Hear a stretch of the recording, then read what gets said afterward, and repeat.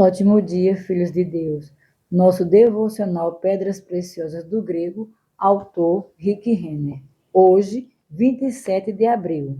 Título: Sepultado. Texto base: João capítulo 19, verso 41 e 42. No lugar onde Jesus fora crucificado, havia um jardim, e neste um sepulcro novo, no qual ninguém tinha sido ainda posto.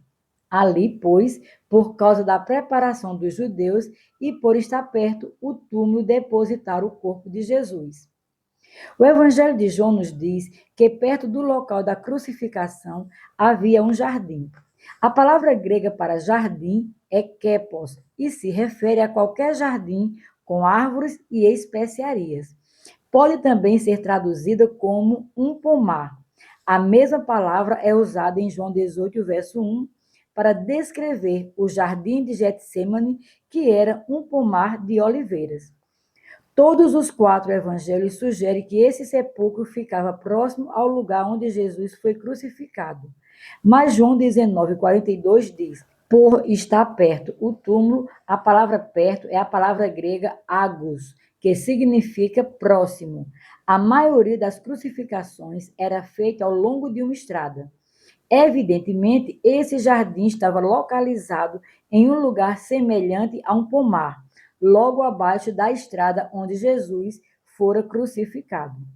João 19:41 nos diz que no jardim havia um sepulcro novo, no qual ninguém tinha sido ainda posto.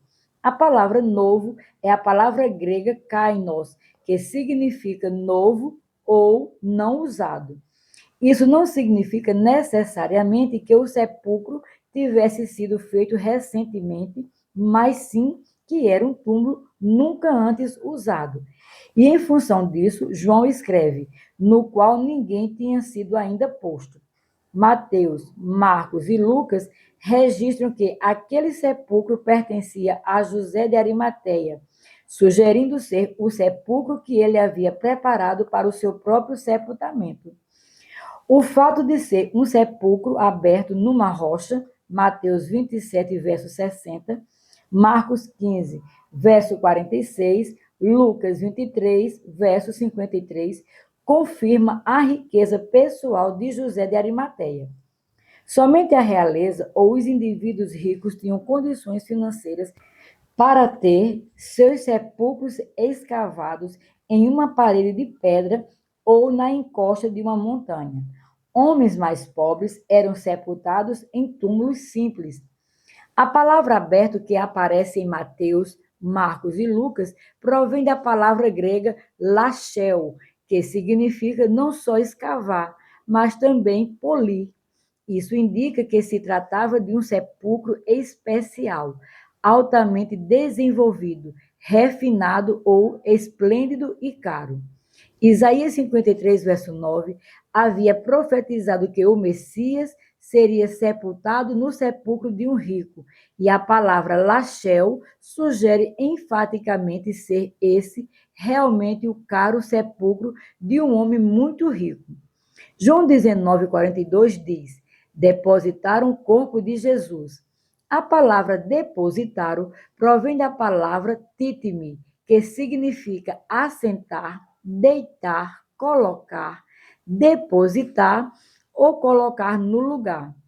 Na maneira usada aqui, retrata a colocação cuidadosa e atenciosa do corpo de Jesus em seu lugar de descanso dentro do sepulcro. Lucas 23, 55 nos diz que após o corpo de Jesus ser colocado no sepulcro, as mulheres que vieram com ele da Galileia viram o túmulo e como o corpo fora ali depositado. A palavra viram em grego é thealmai, da qual se originou a nossa palavra teatro. A palavra thealmai significa observar, ver inteiramente ou olhar atentamente. Isso é muito importante porque prova que as mulheres inspecionaram o sepulcro, observando o cadáver de Jesus para ver se ele havia sido colocado no lugar de forma honrosa.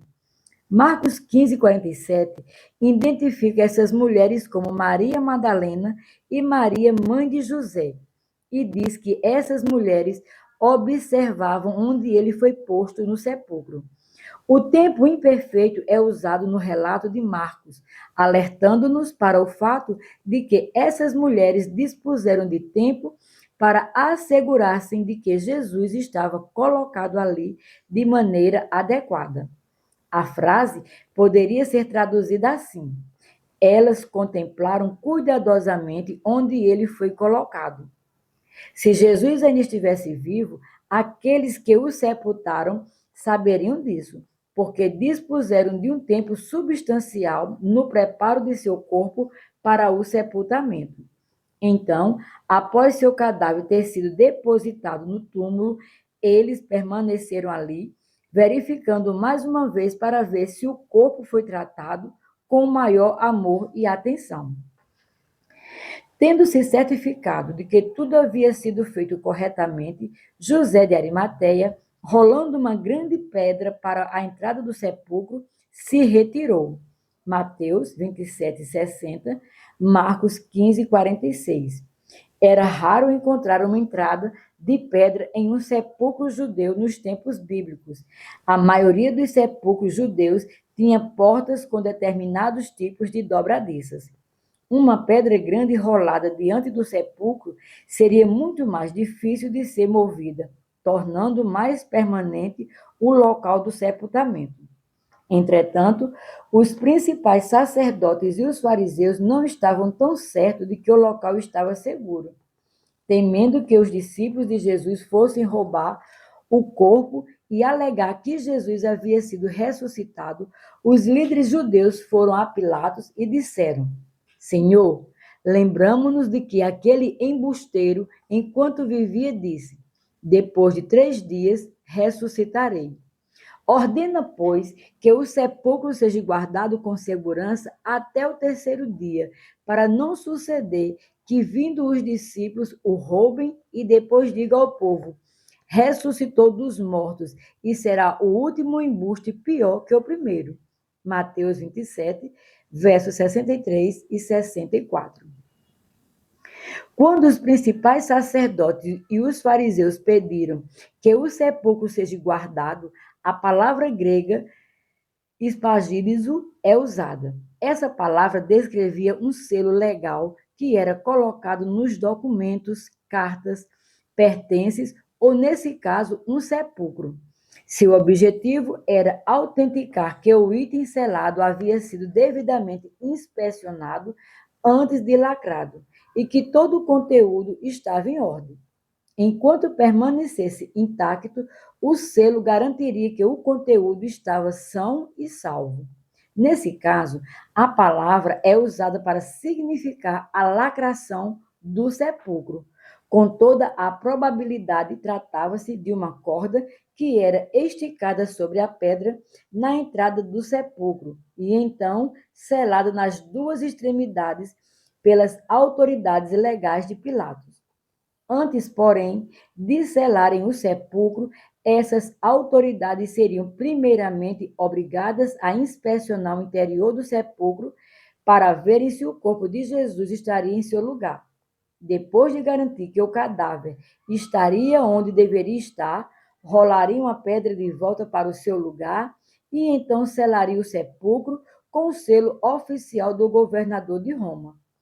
Após ouvir as suspeitas dos principais sacerdotes e dos fariseus, disse-lhe Pilatos: aí tendes uma escolta, ide e guardai o sepulcro como bem vos parecer.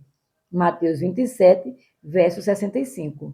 A palavra guardai é a palavra grega custodia, da qual recebemos a palavra custodiante. Esse era um grupo de 4 soldados romanos, cujo turno mudava a cada 3 horas. As trocas de turno garantiam que o sepulcro seria guardado 24 horas por dia por soldados acordados, atentos e totalmente alertas.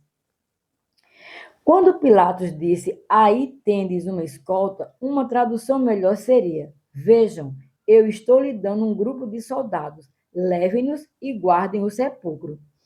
Mateus 27:66 diz: indo eles, montaram guarda ao sepulcro, selando a pedra e deixando ali a escolta. Sem perder tempo, os principais sacerdotes e os anciãos se apressaram em direção ao sepulcro com seus soldados destacados pelo governo e os funcionários especiais designados para inspecionar o sepulcro antes de lhe aplicarem o selo de Pilatos. Após ter sido feita uma inspeção completa, a pedra foi recolocada no lugar e os soldados montaram guarda para proteger o sepulcro contra qualquer pessoa que tentasse tocá-lo ou remover seu conteúdo. A cada 3 horas, novos guardas chegavam para substituir os anteriores. Esses soldados armados guardavam a entrada do sepulcro de Jesus tão firmemente que ninguém teria sido capaz de aproximar-se dele. O propósito do selo era autenticar que Jesus estava morto, portanto, podemos saber que seu corpo foi cuidadosamente inspecionado novamente como prova da morte. Não há dúvida de que Jesus estava morto, porque ele foi examinado repetidamente, mesmo já deitado no sepulcro. Alguns críticos alegaram que o corpo de Jesus foi inspecionado somente por seus próprios discípulos e que eles poderiam ter mentido em relação a ele estar morto. Todavia, o corpo de Jesus foi examinado também por um funcionário do tribunal de Pilatos.